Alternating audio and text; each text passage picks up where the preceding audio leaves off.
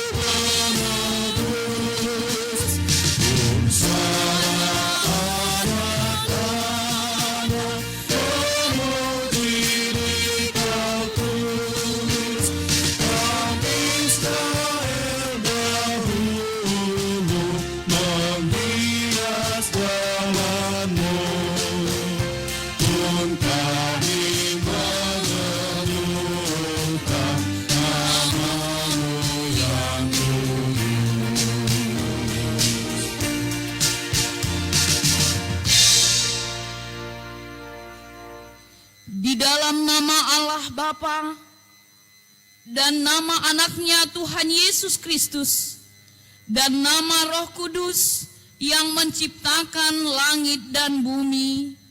Amin. Kasihanilah aku ya Tuhan, sebab aku merasa sesak, karena sakit hati mengidaplah mataku, meranalah jiwa dan tubuhku. Tetapi kepadamu aku percaya ya Tuhan.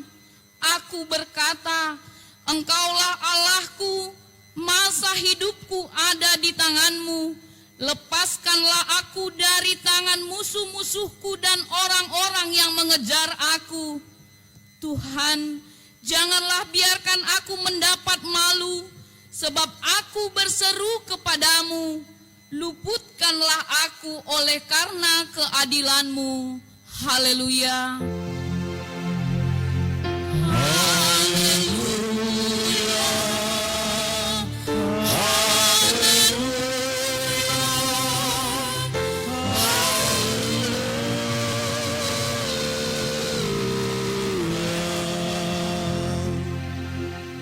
Marilah kita berdoa. Ya Allah Bapa yang ada di surga, Allah yang Maha Pengasih, Kami sampaikan puji syukur dan terima kasih kami kepadamu, karena Engkau menyerahkan anak-Mu yang tunggal itu ke dalam kuasa dosa dan maut, supaya kami jangan binasa, tetapi beroleh kehidupan yang kekal.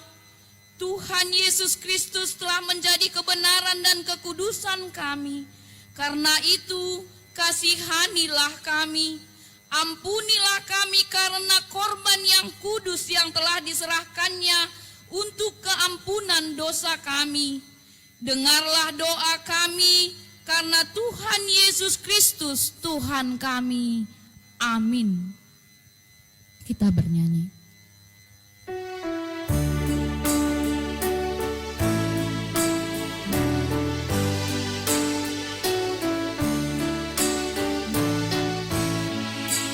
Datanglah ya sumber rahmat, selaraskan hatiku, menyanyikan kasih selamat yang tak kunjung berhenti. Ajar aku marah indah di jalan surgamu, aku puji gunung kokoh, gunung pengasihanmu. Hingga kini ku selamat dengan kuat yang Kau beri. Ku harapkan akan dapat sampai di negeri sorry. Yesus cari akan daku membina yang sesat untuk membela diriku, pipiku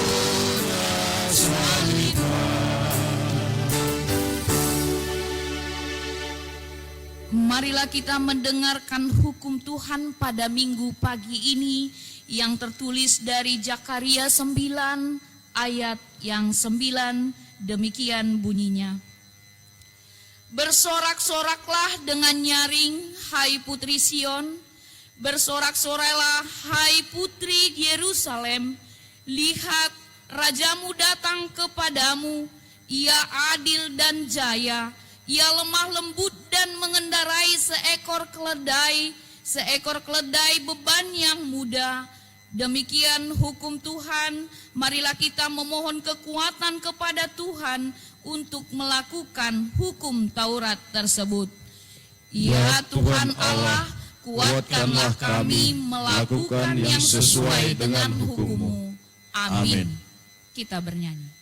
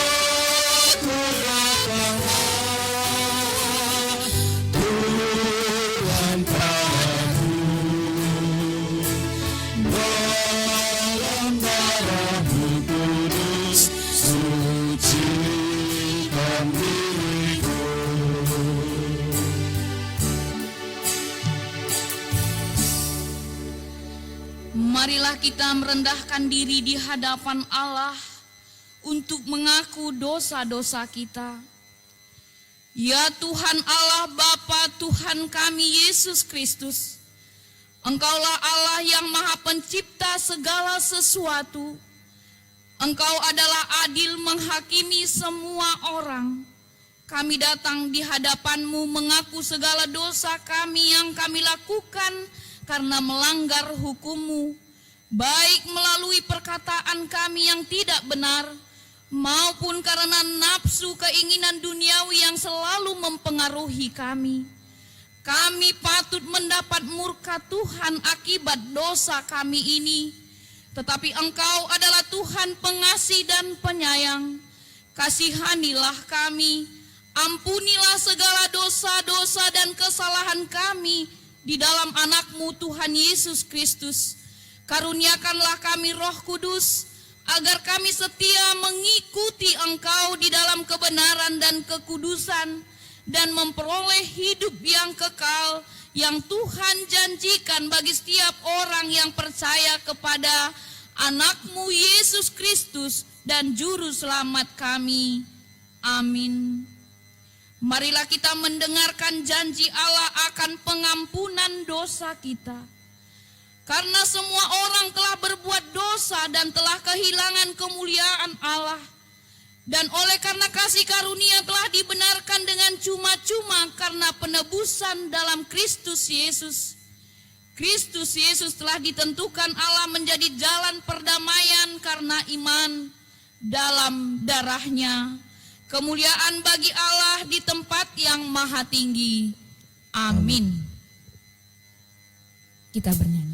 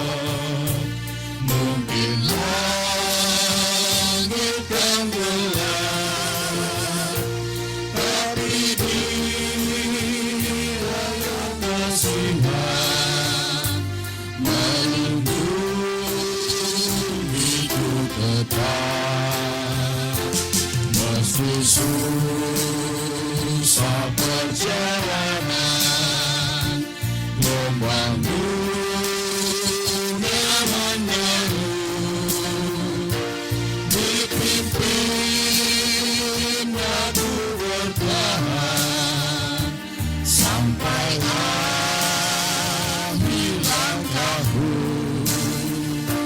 Banyakkah tak kupahami dalam masa menjelang, tapi tak begitu ini tangan Tuhan yang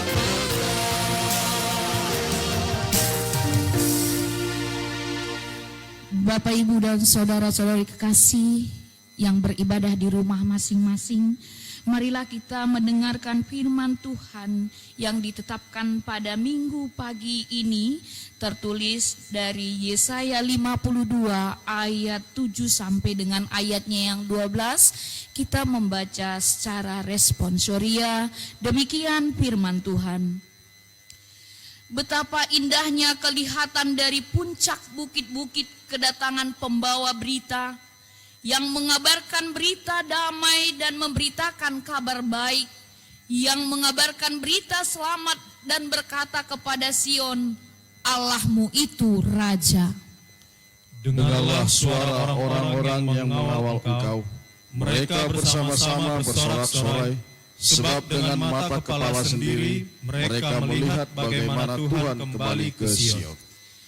Bergembiralah, bersorak-sorailah bersama-sama, hai reruntuhan Yerusalem, sebab Tuhan telah menghibur umat-Nya, telah menebus Yerusalem. Tuhan telah menunjukkan tangannya yang kudus di depan mata semua bangsa, maka segala ujung bumi melihat keselamatan yang dari Allah kita. Menjauhlah, menjauhlah, keluarlah dari sana, janganlah engkau kena kepada yang najis, keluarlah dari tengah-tengahnya, sucikanlah dirimu hai orang-orang yang mengangkat perkakas rumah Tuhan. Sungguh kamu tidak akan buru-buru keluar dan tidak akan lari-lari berjalan, sebab Tuhan akan berjalan di depanmu dan Allah Israel akan menjauhi penutup barisanmu. Demikian pembacaan firman Tuhan. Berbahagialah orang yang mendengar firman Allah serta memeliharanya. Amin. Kita bernyanyi.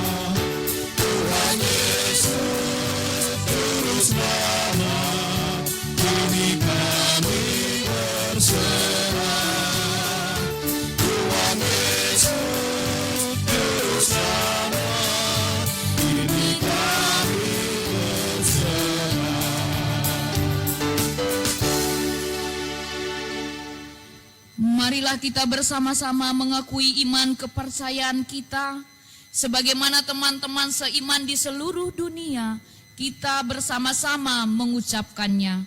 Aku percaya kepada Allah, Bapa yang Maha Kuasa, Khalik langit dan bumi.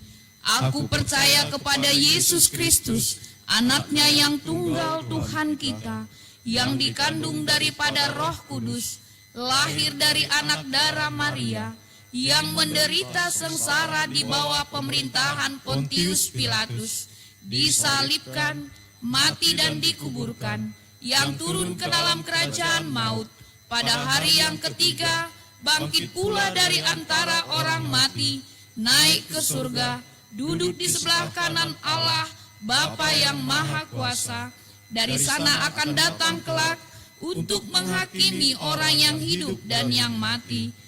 Aku percaya kepada Roh Kudus dan adanya satu gereja yang kudus, persekutuan orang kudus, pengampunan dosa, kebangkitan daging, dan hidup yang kekal. Amin. Bapak, Ibu, dan saudara-saudari kekasih dalam nama Tuhan Yesus yang beribadah di rumah masing-masing, warta jemaat yang perlu kami sampaikan pada ibadah kita pagi hari ini. Yang pertama, semua ibadah Pasion, ibadah Jumat Agung, dan ibadah minggu selanjutnya masih kita laksanakan di rumah masing-masing. Dan tertib acara yang berhubungan di setiap ibadah itu akan kami sampaikan melalui Parhalado atau Sintua Wake yang ada di wake kita masing-masing. Selamat beribadah di rumah masing-masing. Tuhan Yesus memberkati. Kita bernyanyi.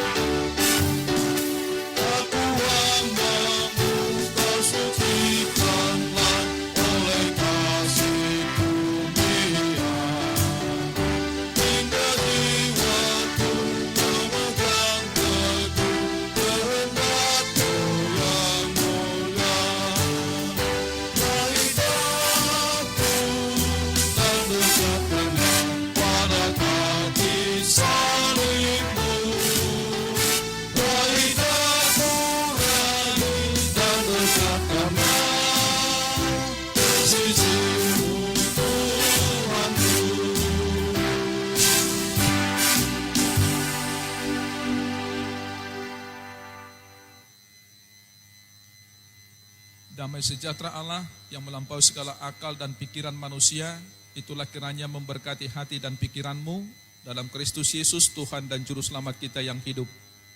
Amin. Saudara-saudara yang dikasihi oleh Tuhan, firman Tuhan yang menjadi renungan atau nats khotbah kita pada hari ini tertulis dalam kitab Yohanes pasal 12, dimulai dari ayat 12 sampai dengan ayat 19. Yohanes pasal 12 ayat 12 sampai dengan ayat 19. Saya membacakan secara keseluruhan, saya mengajak saudara-saudara, ibu bapak untuk berkenan mendengarkan. Yesus dielu-elukan di Yerusalem. Keesokan harinya ketika orang banyak yang datang merayakan pesta mendengar bahwa Yesus sedang di tengah jalan menuju Yerusalem, mereka mengambil daun-daun palem dan pergi menyongsong dia sambil berseru-seru, Hosana, diberkatilah dia yang datang dalam nama Tuhan, Raja Israel. Yesus menemukan seekor keledai muda, lalu ia naik ke atasnya seperti ada tertulis, jangan takut, hai putri Sion, lihatlah, Rajamu datang duduk di atas seekor anak keledai. Mula-mula murid-murid Yesus tidak mengerti akan hal itu, tetapi sesudah Yesus dimuliakan, teringatlah mereka bahwa nats itu mengenai dia dan bahwa mereka telah melakukannya juga untuk dia. Orang banyak yang bersama-sama dengan dia ketika ia memanggil Lazarus keluar dari kubur dan membangkitkannya dari antara orang mati, memberi kesaksian tentang dia. Sebab itu orang banyak itu pergi menyongsong dia karena mereka mendengar bahwa ia yang membuat mujizat itu. Maka kata orang-orang Farisi seorang kepada yang lain, kamu lihat sendiri bahwa kamu sama sekali tidak berhasil. Lihatlah, seluruh dunia datang mengikuti dia. Demikian pembacaan firman Tuhan. Saudara-saudara, hari ini kita memasuki Minggu Palmarum. Minggu Palmarum adalah minggu terakhir sebelum kita masuk ke Jumat Agung, yaitu peringatan kematian Tuhan Yesus di kayu salib. Ibu bapak yang dikasihi oleh Tuhan, Minggu Palmarum ini juga adalah bagian dari minggu-minggu sengsara yang sudah kita lalui dalam beberapa minggu terakhir, yaitu mengenang napaktilas perjalanan Tuhan Yesus menuju kayu salib. Sehingga Minggu Palmarum ini merupakan rangkaian dari minggu sengsara, yaitu seperti yang saya katakan tadi, mengenang napaktilas perjalanan Tuhan Yesus menuju kayu salib.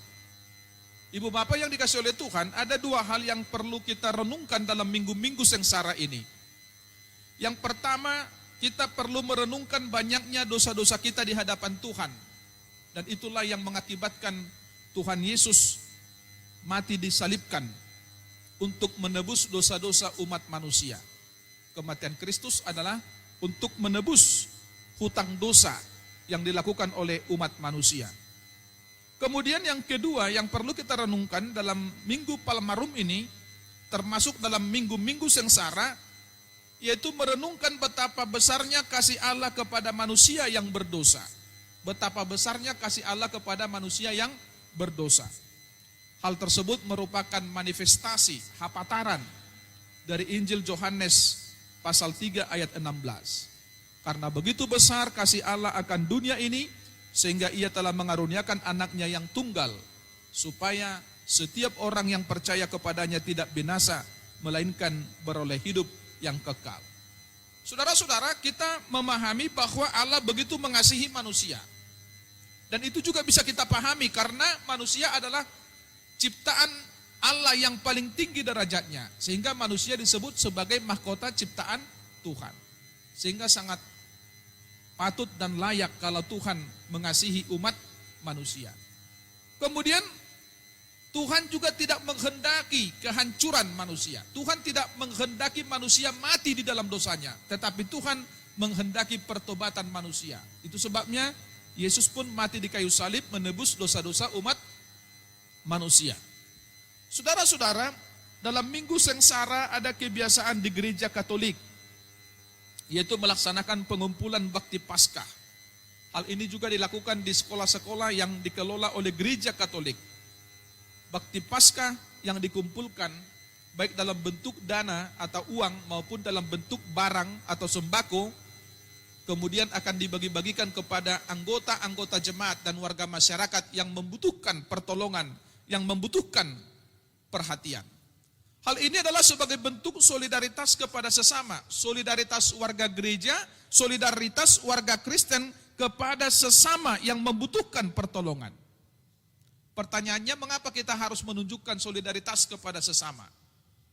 Karena kita sudah merasakan dan menerima solidaritas Tuhan di dalam kehidupan kita. Sehingga tugas dan tanggung jawab orang yang sudah merasakan solidaritas Tuhan di dalam kehidupannya adalah patut untuk menunjukkan solidaritas, menunjukkan kasih sayangnya kepada sesama manusia. Hal yang sama juga dilakukan oleh gereja kita HKBP. Setiap tahun ada himbauan melalui surat dari pucuk pimpinan HKBP, menghimbau kepada seluruh warga jemaat HKBP untuk mengumpulkan bakti Paskah. Dan bakti Paskah itu akan ditujukan, dibagikan kepada saudara-saudara kita yang membutuhkan, termasuk ke lembaga-lembaga sosial yang dikelola oleh gereja HKBP. Seperti halnya Panti Asuhan Elim Pematang Siantar, Panti Karya Hepata, Panti Ebenezer Sinaksak Pematang Siantar, yang menampung pelayan perempuan yang sudah pensiun, secara khusus para Bibelfrau, dan lain sebagainya. Itulah bentuk solidaritas dan kepedulian kita kepada sesama. Saudara-saudara, dalam Minggu Palmarum ini kita mengenang saat di mana Tuhan Yesus memasuki kota Yerusalem dengan menaiki seekor keledai. Dan itulah yang menjadi nats khotbah kita pada hari ini yang tadi saya bacakan dari Injil Yohanes pasal 12 ayat 12 sampai dengan ayat 19. Saudara-saudara, peristiwa ini sudah dinubuatkan dalam perjanjian lama.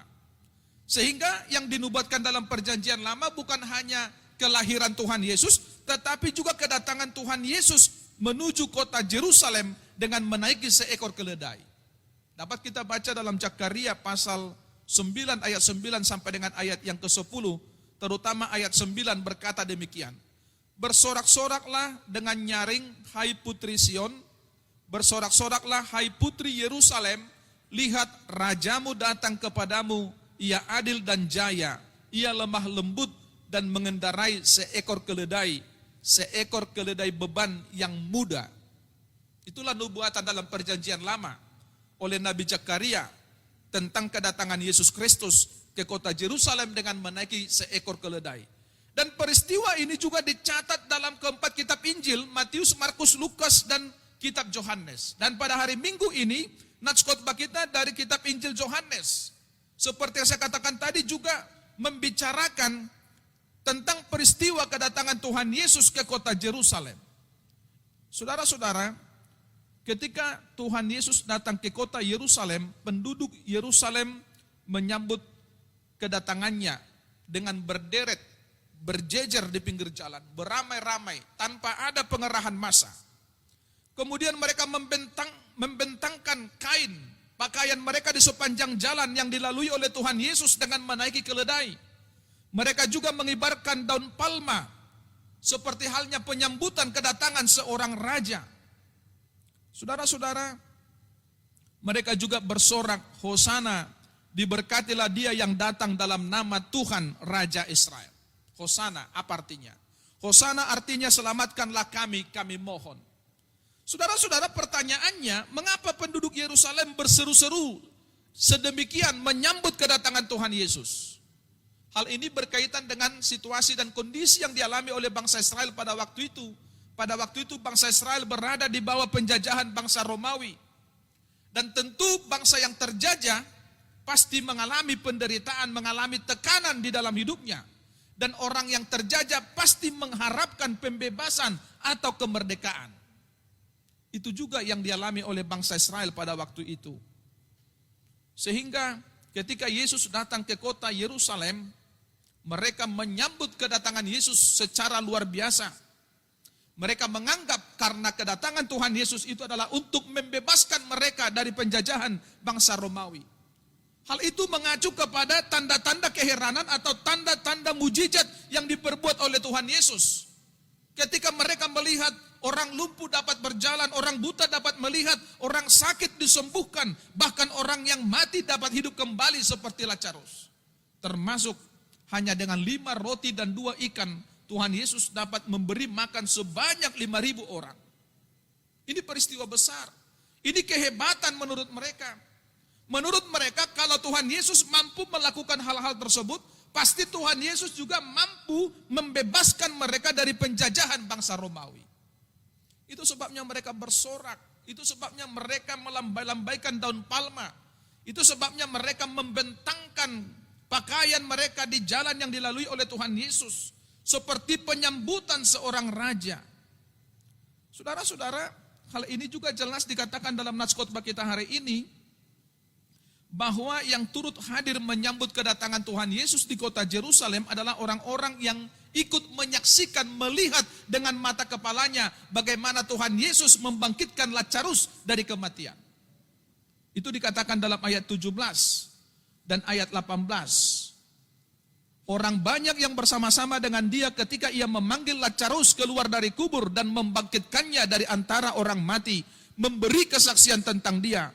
Sebab itu orang banyak itu pergi menyongsong dia karena mereka mendengar bahwa ia yang membuat mujizat itu. Kemudian dalam ayat 19, maka kata orang-orang Farisi seorang kepada yang lain, kamu lihat sendiri bahwa kamu sama sekali tidak berhasil. Lihatlah seluruh dunia datang mengikuti dia. Itu alasannya. Sehingga mereka menyambut kedatangan Tuhan Yesus secara luar biasa. Saudara-saudara, menurut pemahaman orang Yahudi, sebagaimana saya katakan tadi, kalau Tuhan Yesus mampu melakukan tanda-tanda mujizat, tanda-tanda keheranan, hal-hal yang hebat, hal-hal di luar pikiran manusia, tentu Tuhan Yesus juga mampu mengusir penjajah Romawi dari tanah Israel. Itulah harapan mereka, itulah cita-cita mereka, itulah keinginan mereka, sehingga mereka menyambut kedatangan Tuhan Yesus secara luar biasa. Mereka mengira Tuhan Yesus pahlawan politis, yang akan mengusir, yang datang untuk mengusir penjajah. Padahal sebenarnya tidak demikian. Yesus adalah Raja Damai. Saudara-saudara, yang mau dikatakan melalui nats khotbah kita pada hari ini, Yesus bukan pahlawan perang, tetapi Yesus adalah Raja Damai, Raja yang rendah hati. Yesus bukan pahlawan politik, dan itu terlihat dengan jelas dari tunggangan yang ditunggangi oleh Tuhan Yesus. Ia tidak menaiki seekor kuda, tetapi ia menaiki seekor keledai. Ada makna dari kedua jenis binatang ini. Kuda itu melambangkan kekuasaan, kuda melambangkan keperkasaan, kekuatan. Dan pada zaman itu, bila seorang raja menaiki kuda, biasanya dia hendak pergi ke medan perang untuk berperang. Sementara seekor keledai adalah lambang dari ketenangan, kerendahan hati, dan perdamaian. Tuhan Yesus tidak menaiki kuda, tetapi Tuhan Yesus menaiki seekor keledai. Itu berarti bahwa Tuhan Yesus bukan hendak berperang melawan penjajah, tetapi Tuhan Yesus datang di dalam kerendahan hati. Datang untuk membawa damai ke tengah-tengah umat manusia. Mau mendamaikan manusia dengan Tuhan, karena manusia sudah meninggalkan Tuhan. Karena manusia sudah hidup di dalam berbagai macam bentuk dosa dan kejahatan. Dan upah dosa adalah maut. Seharusnya manusia yang akan dihukum, tetapi Tuhan Yesus datang untuk menyerahkan dirinya mengganti umat manusia. Sehingga Tuhan Yesuslah sebagai bayaran atas dosa-dosa yang kita perbuat. Kita yang seharusnya disalibkan, kita yang seharusnya dihukum, tetapi Tuhan Yesus menggantikan posisi kita di kayu salib. Sehingga bukan kita yang dihukum, tetapi Tuhan Yesus yang dihukum. Tetapi melalui kematian Tuhan Yesus, Ia membayar lunas hutang-hutang dosa kita. Inilah kasih agape. Inilah kasih yang berkorban. Inilah kasih kekristenan. Oleh sebab itu kalau orang Kristen hendak melakukan tindakan kasih, di dalamnya harus ada nilai-nilai pengorbanan. Pengorbanan Kristus inilah yang paling tinggi derajatnya atau nilainya ketika seseorang mau mengorbankan nyawanya demi kepentingan orang lain. Inilah kasih karunia Tuhan. Inilah sola gracia, anugerah Allah semata-mata. Dan itulah yang kita pahami dalam ajaran kekristenan kita, bahwa keselamatan itu merupakan anugerah Tuhan. Keselamatan itu merupakan pemberian Tuhan. Sehingga keselamatan yang diterima oleh orang yang percaya bukan usaha manusia, tetapi anugerah, pemberian. Sileu-leon ni debata, tuaka halak na porsia. Itulah yang telah diperbuat oleh Tuhan. Sehingga saudara-saudara, keselamatan orang Kristen itu semata-mata adalah inisiatif dan prakarsa dari Tuhan kepada umat manusia. Dan itulah yang perlu kita syukuri di dalam kehidupan kita. Saudara-saudara, kalau kita memperhatikan rentetan perjalanan Yesus selanjutnya, seakan-akan dia kalah karena dia mati. Yesus mati di kayu salib, kemudian ia dikuburkan. Tetapi ada tulisan yang saya baca mengatakan bahwa itu adalah strategi Tuhan Yesus. Mengapa dikatakan bahwa itu adalah strategi dari Tuhan Yesus untuk mengalahkan iblis? Karena apa? Karena kuburan itu adalah markasnya iblis, mabesnya iblis, markas besarnya iblis. Kemudian Tuhan Yesus masuk ke dalam kuburan yang merupakan markasnya iblis, yaitu untuk menghancurkan iblis. Iblis dihancurkan. Yesus tidak kalah, tetapi ia menang. Karena pada hari yang ketiga sesudah ia mati, ia bangkit dari kematian, ia mengalahkan kematian. Itu sebabnya saudara-saudara, bagi orang yang percaya kepada Tuhan Yesus, kemenangan adalah bagian dari iman kita kepada Tuhan Yesus. Dalam arti apa yang dialami oleh Tuhan Yesus, itu juga yang kita alami melalui baptisan. Sebagaimana dalam Roma 6 ayat 1 sampai dengan ayat 14, terutama dalam ayat yang keempat, judulnya dalam Alkitab, mati dan bangkit dengan Kristus. Dalam ayat yang keempat dikatakan demikian. Dengan demikian kita telah dikuburkan bersama-sama dengan dia oleh baptisan dalam kematian, supaya sama seperti Kristus telah dibangkitkan dari antara orang mati oleh kemuliaan Bapa, demikian juga kita akan hidup dalam hidup yang baru. Artinya, sebagai orang yang percaya kepada Tuhan, kita akan mengalami sebagaimana dialami oleh Tuhan. Kalau Tuhan Yesus mati, kita pun akan mati. Tetapi ternyata Tuhan Yesus tidak hanya mati, ia juga bangkit dari kematian, sehingga kebangkitan Kristus dari kematian juga merupakan kebangkitan orang percaya dari kematian. Itulah kemenangan kita sebagai orang percaya. Sehingga kuburan itu bukan masa depan orang Kristen. Kematian itu bukan masa depan orang Kristen. Tetapi kematian itu hanya sementara. Itu sebabnya dikatakan jembatan menuju kepada kehidupan. Sehingga kehidupan itulah tujuan yang sebenarnya dari perjalanan hidup orang yang percaya kepada Yesus Kristus di dunia ini.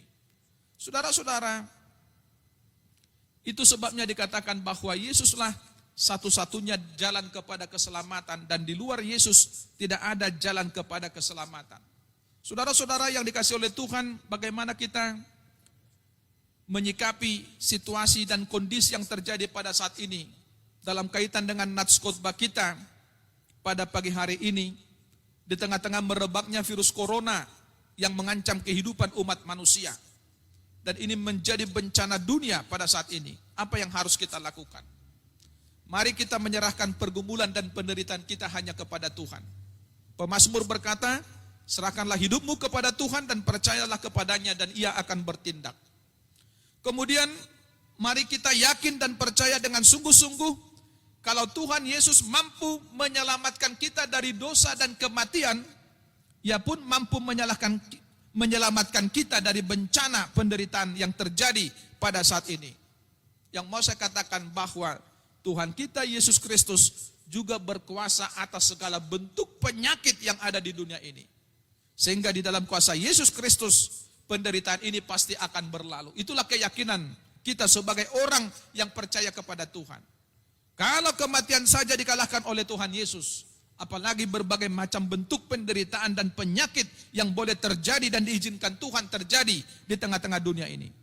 Saudara-saudara, akibat bencana ini banyak orang yang terdampak, terutama secara ekonomi. Banyak saudara-saudara kita yang mengalami kesusahan hidup. Tadi malam saya mendengarkan warta berita di televisi, ada 16.000 tenaga kerja yang di PHK karena merebaknya virus corona ini. Saudara-saudara, kalau kematian Kristus di kayu salib adalah solidaritas Allah kepada manusia yang berdosa, atau kasih Allah kepada manusia yang berdosa, kita yang sudah merasakan dan menerima solidaritas Allah atau kasih Allah di dalam kehidupan kita, apa yang kita lakukan di tengah-tengah situasi dan kondisi yang terjadi pada saat ini? Orang yang merasakan solidaritas Allah harus menunjukkan solidaritas kepada sesamanya, terutama yang hidup di dalam kesusahan, yang membutuhkan uluran tangan, yang membutuhkan pertolongan. Itu sebabnya gereja kita sejak hari Jumat yang lalu tanggal 3 April 2020 telah membuka posko diakoni sosial. Posko ini akan kita pakai dan pergunakan tempat mengumpulkan sumbangan dari anggota jemaat, baik berupa uang atau dana maupun barang atau sembako. Kemudian barang yang sudah terkumpul akan kita bagi-bagikan kepada anggota jemaat sebagai bentuk solidaritas kita, kepedulian kita kepada saudara-saudara kita yang mengalami kesusahan akibat bencana yang terjadi pada saat ini. Mengasihi karena Kristus sudah lebih dahulu mengasihi kita. Kemudian firman Tuhan juga dalam Galatia 6 ayat 2 berkata, bertolong-tolonganlah menanggung bebanmu, demikianlah kamu memenuhi hukum Kristus. Amin. Kita berdoa. Bapa di sorga, Bapa yang maha baik, Bapa yang kami kenal di dalam nama anak-Mu Tuhan Yesus Kristus, yang adalah Tuhan dan Juru Selamat kami yang hidup. Kami mensyukuri berkat anugerah-Mu melalui napas kehidupan yang senantiasa Tuhan anugerahkan di dalam kehidupan kami. Sehingga di tengah-tengah kesulitan yang terjadi pada saat ini, kami masih dapat beraktivitas, melakukan pekerjaan kami. Dan juga kami masih dapat beribadah, memuji dan memuliakan nama Tuhan. Kami juga bersyukur kalau pada hari ini Tuhan memberikan kesempatan kepada kami untuk bersama-sama keluarga kami masing-masing, di rumah kami masing-masing, beribadah dan memuji serta memuliakan nama Tuhan. Berkati setiap ibadah yang kami lakukan. Biarlah Tuhan berkenan atas pujian dan ibadah kami. Bapa di sorga, kami memohon agar kiranya Tuhan senantiasa menyertai dan memberkati kehidupan kami anak-anak-Mu. Berkati kami melalui kesehatan dan juga umur yang panjang. Kiranya Tuhan menjauhkan segala macam penyakit dari kehidupan kami. Demikian juga orang-orang jahat dan hal-hal yang tidak kami kehendaki terjadi di dalam kehidupan kami. Berkati seluruh anggota jemaat-Mu yang Tuhan percayakan untuk kami layani. Berkati juga saudara-saudara kami, sanak saudara kami, keluarga kami, dimanapun mereka berada pada saat ini. Bapa di sorga, biarlah di tengah-tengah pergumulan yang terjadi pada saat ini, kami senantiasa menyerahkan hidup kami hanya kepada Tuhan. Dan ingatkan kami untuk senantiasa berseru-seru melalui setiap doa kami, memohon pertolongan dan penyertaan Tuhan. Biarlah melalui kuat kuasa Tuhan, pergumulan dan penderitaan yang terjadi pada saat ini segera dapat berlalu, supaya kami dapat beraktivitas kembali dengan normal, sebagaimana kami lakukan di waktu-waktu yang lalu. Bapa di sorga, berkati kami untuk hari-hari yang akan datang. Kiranya Tuhan menyertai perjalanan kehidupan kami, agar segala sesuatu yang kami lakukan seturut dengan kehendak-Mu. Berkati iman percaya kami, agar kami senantiasa mengandalkan Tuhan di dalam kehidupan kami. Kami juga memohon agar Tuhan memberkati bangsa dan negara kami ini, agar Tuhan senantiasa menganugerahkan berkat-berkat-Mu. Berkati pemerintah kami yang berjuang untuk mengatasi kesulitan yang terjadi pada saat ini. Demikian juga dengan tim yang telah dibentuk oleh pemerintah bersama dengan tim dokter dan para medis. Kiranya Tuhan memberikan kekuatan, kesehatan, kesabaran, ketabahan. Berkati juga anggota-anggota keluarga yang harus mereka tinggalkan untuk melakukan tugas mulia ini. Bapa di sorga, biarlah Tuhan juga memberikan hikmat dan kebijaksanaan kepada pemerintah kami, memberikan roh takut akan Tuhan, supaya di dalam roh takut akan Tuhan, mereka memimpin bangsa dan negara kami ini dengan baik seturut dengan kehendak-Mu, membawa bangsa kami ini kepada kemajuan dan kesejahteraan.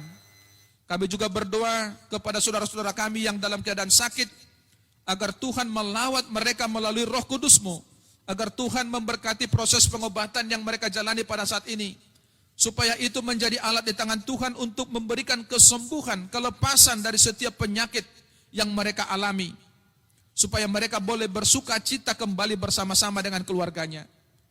Kami juga berdoa untuk saudara-saudara kami, secara khusus anggota jemaat-Mu yang terdampak secara ekonomi akibat penderitaan yang terjadi pada saat ini. Biarlah Tuhan memperhatikan kebutuhan hidup mereka. Biarlah Tuhan juga memakai posko diakoni sosial yang sudah kami dirikan sebagai saluran berkat Tuhan untuk membantu saudara-saudara kami yang dalam kesusahan. Bapa di sorga, berkati kehidupan persekutuan kami di gereja ini, agar senantiasa berjalan dalam damai sejahtera yang daripada Tuhan. Kami sungguh menyadari akan segala dosa yang kami perbuat karena kelemahan dan keterbatasan kami sebagai manusia. Di dalam kerendahan hati kami datang memohon kepadamu, supaya Tuhan berkenan menghapus segala dosa dan kesalahan kami, agar kami layak di hadapan-Mu. Dalam nama anak-Mu Tuhan Yesus Kristus, kami berdoa dan mengucap syukur. Amin.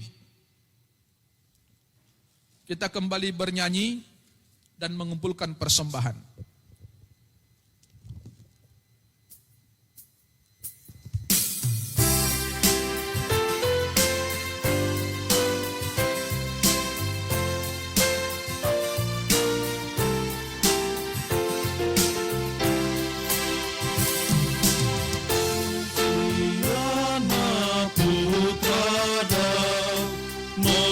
Memasuki kota Sion.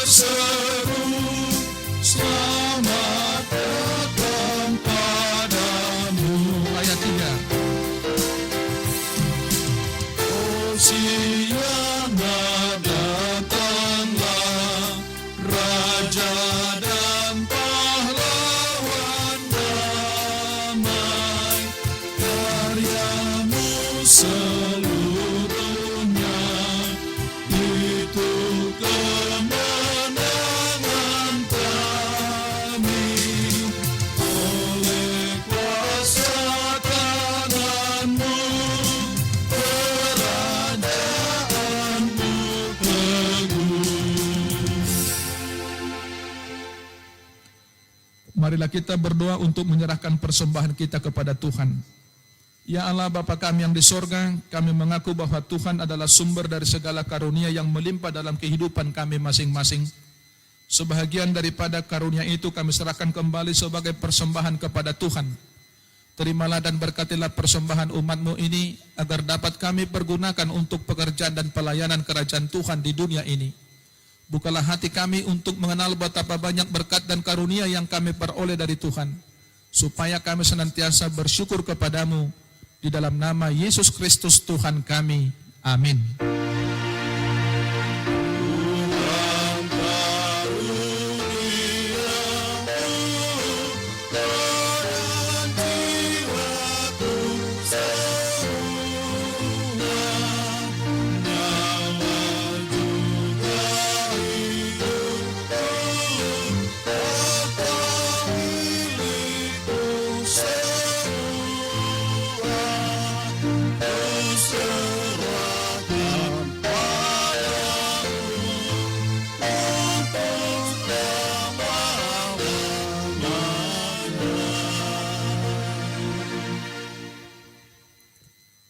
Bapa kami yang di sorga, dikuduskanlah namamu, datanglah kerajaanmu, jadilah kehendakmu di bumi seperti di sorga. Berikanlah kami pada hari ini makanan kami yang secukupnya, dan ampunilah kami akan kesalahan kami, seperti kami juga telah mengampuni orang yang bersalah kepada kami. Dan janganlah membawa kami ke dalam pencobaan, tetapi lepaskanlah kami daripada yang jahat.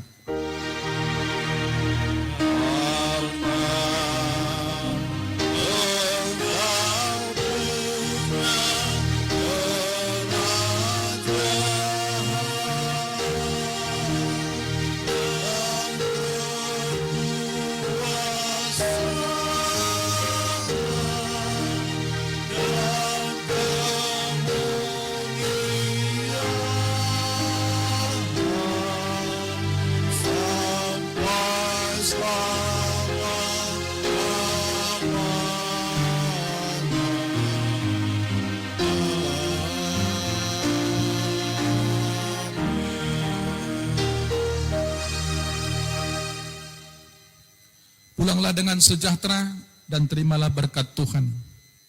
Tuhan memberkati dan melindungi engkau. Tuhan menyinarkan wajahnya kepadamu dan memberi engkau kasih karunia. Tuhan menghadapkan wajahnya kepadamu dan memberi engkau damai sejahtera.